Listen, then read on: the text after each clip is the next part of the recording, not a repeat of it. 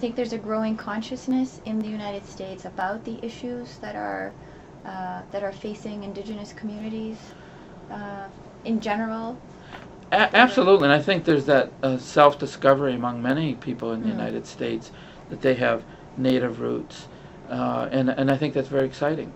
Now, sometimes in the United States and in Western legal traditions, unfortunately, that translates simply into asserting rights in more of a rights-based perspective. And certainly human rights are critical and important.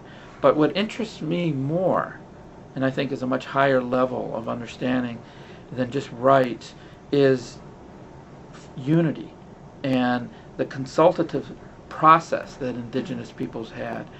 For example, when I worked on for the Navajo Nation, it would be very interesting. I'm not sure all of this translates into good practice, but we would schedule a meeting, for example, let's say 10 a.m. and on a Thursday morning, and we'd come in.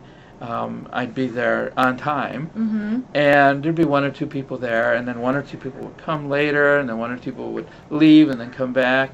And it was this gentle kind of coming together, and there was an understanding that many people had burdens and other things they needed to do. It wasn't a disrespect.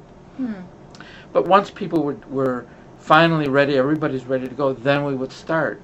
And there was always working towards consensus, towards unity. And the last thing they wanted to do was take a vote. There was almost body language, subtle cues that one member of the committee wasn't real happy with this or with that, and it'd be up to the chair often to finally say, well, why don't we talk about this next week?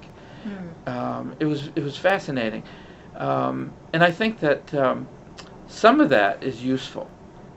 Again, we can learn from some of those practices of respect for our fellow members of consultative bodies, whether that be committees, legislatures, rather than this kind of assertion of this is my right, this is my power, I can do this, and I think that can be very destructive.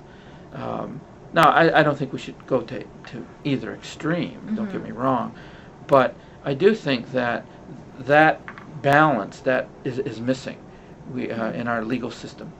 And ironically, with the growth of alternative dispute resolution, as it's called in the United States, or conflict resolution, that is very much, I think, a restoring a balance to the idea of let's work things out rather than let's get together and fight and have a bloody fight in court and everybody walks away angry.